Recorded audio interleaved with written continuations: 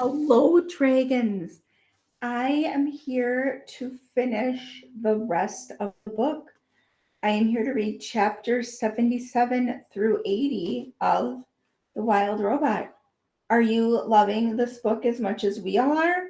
I cannot wait to see how it ends. Chapter 77, The Meeting. Strong, nimble creatures carried Raz up the sea cliffs across the island. They carefully propped her up inside the nest. They built a fire, and then they left the robot with her son. Roz and Brightbill sat there, staring at the flames until the goose finally said, "Do you need anything, Mom?" "I could really use some new arms and legs." The robot chuckled at her own bad joke. "That's not funny," cried the goose. "My mother is broken and I don't know what to do about it." "I'm sorry for joking." Roz adjusted her voice to a more serious tone. "I know you want to fix me, but there is nothing anyone here can do." At these words, her son looked away. "Brightbill, I'm afraid we have some difficult decisions to make. I think you should arrange a meeting of our closest friends. We could use their advice." The goose disappeared out the door, and soon Roz's oldest, wisest friends were on their way. Ludwig was first to arrive. She limped into the lodge on her injured foot and sat close to her robot friend. Mr. Beaver appeared next, followed by Fink and Swooper. Then Tawny curled up on the floor. Mother Bear was too badly hurt to make the journey, so Nettle came in her place. She sat in the garden with her enormous head jutting in through the doorway. Brightbill returned with Chit Chat, who was nursing her burned tail. The last one to crawl in was Krog, the old turtle. Once everyone was there, the meeting began. The group talked all through the night. They discussed the RECOs. They discussed what to do about Raz. They discussed how to keep the island safe. There were stark differences of opinion, and tempers flare, but by daybreak the group had begun a plan to action. That morning, the dawn truce didn't take place in the great meadow. Instead, it took place in a small meadow by the foot of the mountain, in front of the airship. Weary animals quietly hobbled into the clearing. The only sounds came from the gurgling brook that wound through the gathering and right past our robot. Rod sat in the wet grass. She was leaning against a rock. She looked so sad and frail. However, she still had her thoughts and her words, and for the moment, that was all she needed. "Good morning, animals of the island." Rod's voice filled the meadow. "I must look strange to you, all beaten up like this, but I hope I still sound like your old friend." Hundreds of heads nodded. "You fought bravely yesterday. You risked your lives defending me, and I am eternally grateful. But many of our friends were wounded, and some may not recover. There is worse news. Before the last RECO died, he told me that more of his kind will come to our island. They might already be on the move, and even if we defeat them, still more will come. My makers will not rest until all of their property has been retrieved. They want the dead robots. They want the broken parts. They want me." The crowd was silent. "But I care about this island far too much to put up any more lives in danger. And so, my friends, I must leave." Voices cried out, "Don't go, Roz. Next time we'll be prepared. We risked our lives so you would stay." "I hear you," the robot's voice cut through the din. "But look at me. My body's ruined. And the RECO said the only ones who can help me are my makers." "What if he lied?" howled a voice. "You can't trust those monsters." "You are right," said Roz. "He might have been lying. There may be no hope for me. But this is a chance I have to take. Animals, you taught me to be wild. I want to be wild again. And so I must try to get the repairs I need. It is for the good of me and the island that I return to my makers." The calm settled over the crowd. They knew Raz was right. Chapter 78. The Farewell. Our robot had an army of animals at their command, and she asked them to bring every robot part and rifle back to the airship. Absolutely everything had to go. It was the only way to be sure that the RACOs would never come back. The island animals had no trouble locating the remains of the dead robots. Retrieving those remains took a bit more effort, but they were up to the challenge. Teams of clever creatures returned with robot parts of different shapes and sizes.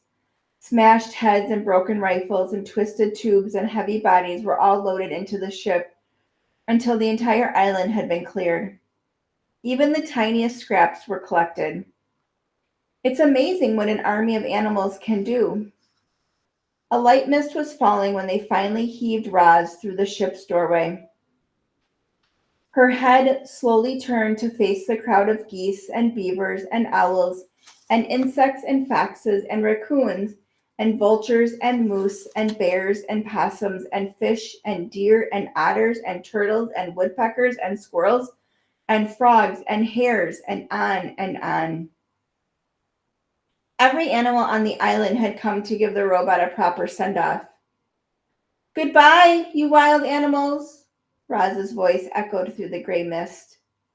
The wild animals smiled, and then a few of them started to roar, and then more started to screech, and then more started howling and chirping and grunting. Soon every creature was hollering goodbye to Roz. The chorus of wild voices grew louder and louder, shaking the robot's body, rattling the ship, booming across the island and up into the clouds. And then their voices gradually died down to silence. Bright Bill fluttered up to his mother's shoulder. You understand why I must leave, the robot said. I understand, sniffled the goose. More RACOs could be headed here right now, and I just do not know. There is so much I do not know, and I think it's time to get some answers. Will I ever see you again? Said Bright Bill, wiping his eyes. You are my son, and this is my home, said Roz. I will do everything in my power to return. Bright Bill hugged his mother and mother's worn face. I love you, Mama. I love you, son. The goose fluttered back to his flock. The robot took one last look at her home. The door hummed close.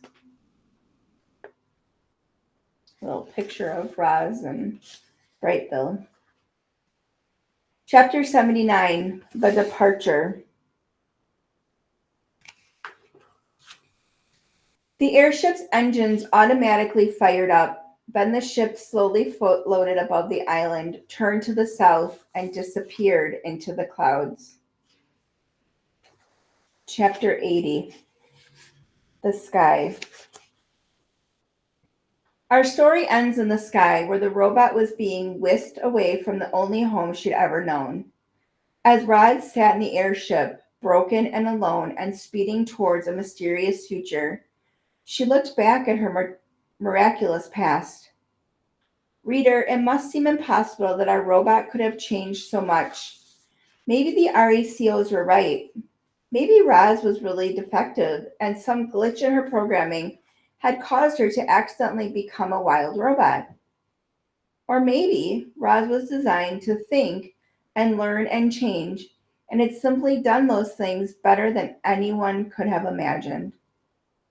However it happened, Roz felt lucky to have lived such an amazing life, and every moment had been recorded in her computer brain. Even her earliest memories were perfectly clear. She could still see the sun shining through the gash in her crepe.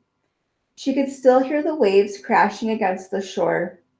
She could still smell the salt water crashing against the shore. She could still smell the salt water and the pine trees.